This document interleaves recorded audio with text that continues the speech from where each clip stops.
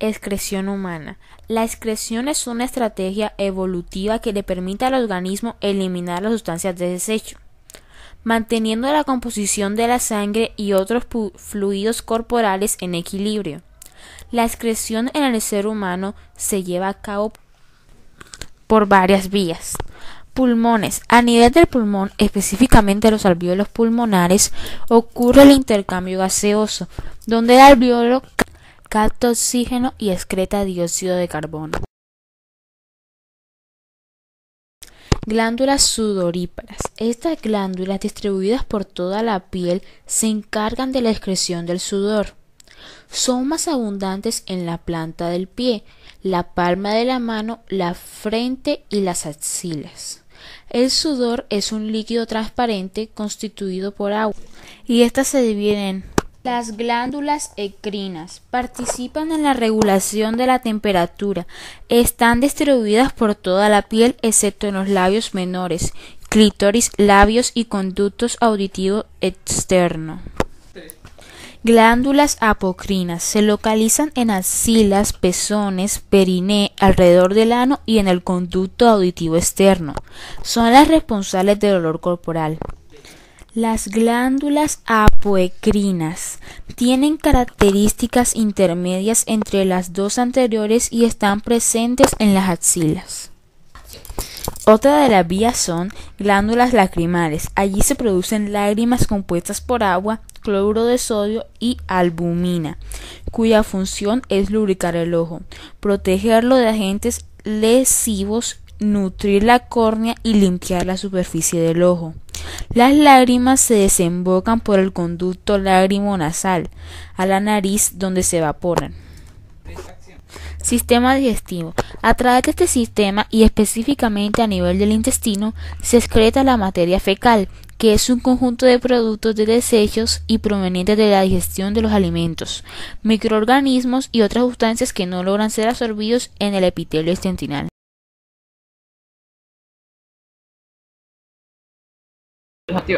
Componentes del sistema urinario. El sistema urinario está constituido por riñones, uréteres, la vejiga y la uretra, y un conjunto que permite la evacuación de la orina que se forma en los riñones. La orina es un líquido que contiene los desechos del trabajo o metabolismo celular.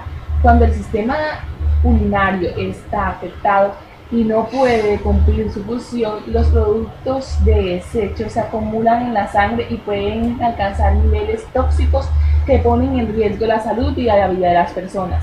Los riñones también regulan muchas funciones corporales importantes, como el equilibrio del agua, para garantizar que los tejidos reciban la cantidad suficiente para funcionar de manera adecuada. Los riñones son dos órganos en forma de frijol ubicados en la región lumbar. Cada riñón tiene el tamaño aproximado de una mano cerrada, en la que el promedio corresponde a unos 10 a 12 centímetros de longitud, de 5 a 6 centímetros de ancho y de 3 a 4 centímetros de espesor en los adultos. Es el órgano encargado de filtrar la sangre a una velocidad de 1200 a 1300 mililitros de sangre por minuto, y a partir de esta filtración se producen aproximadamente 1 a 2 mililitros de orina por minuto.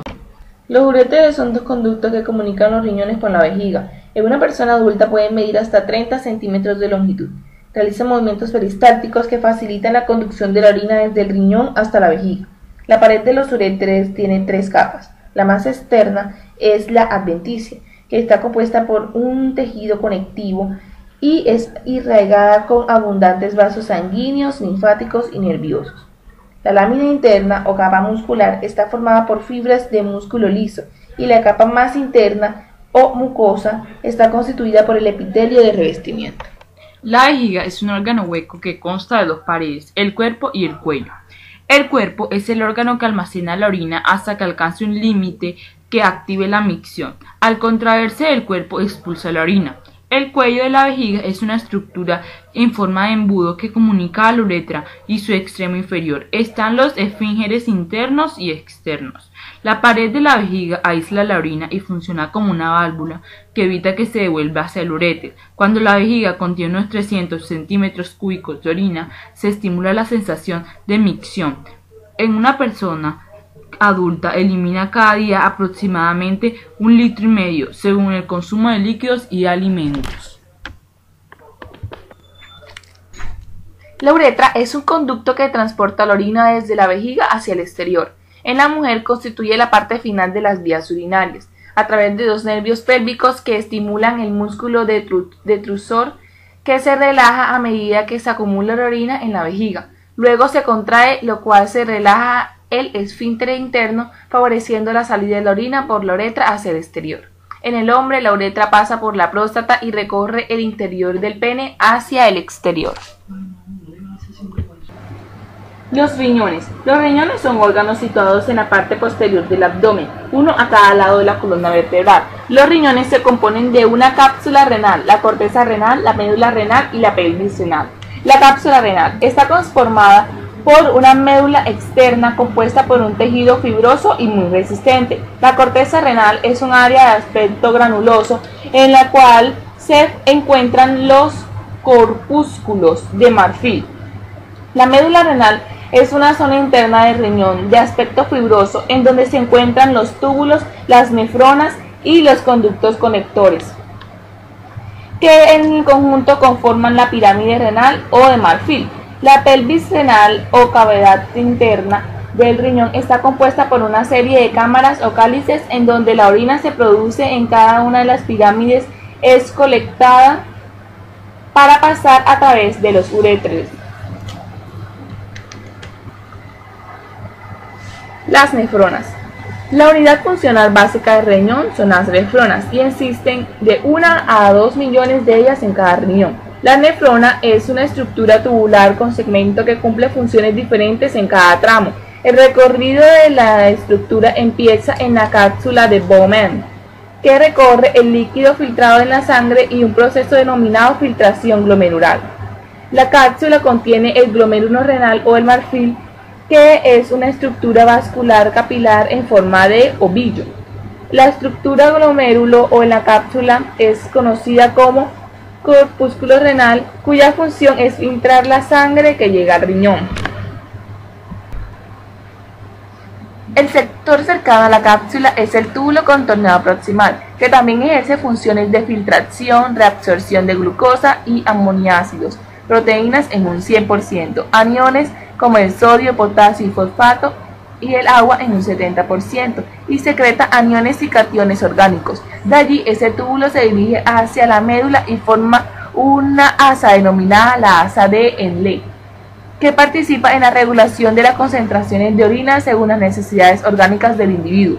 La rama descendente es permeable al agua e impermeable a los solutos, mientras que la porción ascendente es impermeable al agua y permeable a los solutos, como el sodio, el cloro y la urea. Colabora en la reabsorción de los cationes como el calcio, el magnesio y nitrato. A continuación del tramo tubular, existe una estructura vascular que forma el aparato justaglomerular, cuya función es controlar el flujo sanguíneo del riñón y la velocidad de la filtración. Inmediatamente se encuentra el túbulo contorneado distal, donde se filtran las concentraciones de sales, minerales como el sodio, potasio, calcio y cloro, y se secretan hidrogeniones que definen el pH de la orina. A continuación de este sector se encuentra el túbulo colector cortical, que desemboca en el conducto colector papilar.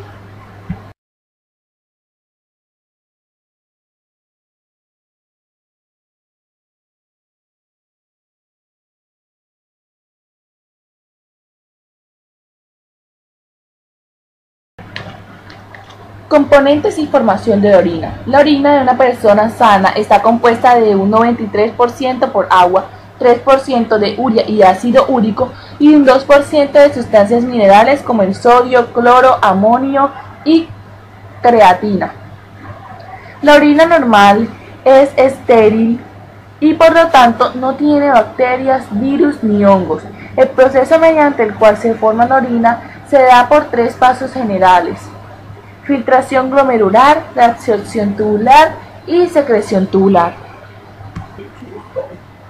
Filtración glomerular. La sangre venosa cargada de desechos metabólicos entra por la vena renal y se distribuye a través de las millones de nefronas que funcionan como mallas y coladores diminutos por donde se filtran las moléculas más pequeñas como los aminoácidos y proteínas, que pasan por una red de capilares sanguíneos llamados glomérulos de marfil. Allí se lleva a cabo el proceso de filtración glomerular. La filtración se produce gracias a la diferencia de presión entre el glomérulo y la cápsula de Bowman, así como la permeabilidad de sus componentes. Este proceso es pasivo, es decir, no requiere energía y depende exclusivamente del movimiento de la sangre, y como recordarás, es posible gracias a las contracciones del corazón. El 20 al 25% del gasto cardíaco es utilizado en la filtración glomerular, por lo que la presión sanguínea en esta zona es elevada en comparación a otras áreas del cuerpo. Reabsorción tubular. La reabsorción tubular de agua y sales se produce a través del túbulo proximal de la nefrona, que devuelve en su recorrido sustancias como el sodio, el potasio, el cloro, la glucosa y la urea al torrente circulatorio. Secreción tubular. El resto de sustancias presentes en el tubo proximal conforman la orina. Esto incluye los desechos y las sustancias presentes en el exceso. Así, la secreción tubular permite que regulen las concentraciones de iones importantes como el potasio, el hidrógeno, el bicarbonato y la eliminación de sustancias como los medicamentos. Una vez filtrado, glomerular pasa por la nefrona, es conducido por los cálices menores, de allí a los cálices mayores, de donde pasa a la pelvis renal, a los uréteres y luego a la vejiga, donde es almacenada hasta que sale al exterior a través de la uretra. Para que se active la sensación de orinar, la vejiga debe alcanzar cierto nivel de llenura, de modo que desencadene el reflejo de micción. Este reflejo es regulado por el sistema nervioso autónomo, pero controlado a voluntad por la persona a partir de sus 2 años de vida, cuando se vuelve un acto consciente, cuando todos los riñones no desempeñan su labor en forma eficiente, es necesario recurrir a la diálisis, este proceso artificial de filtración que evita la intoxicación del organismo.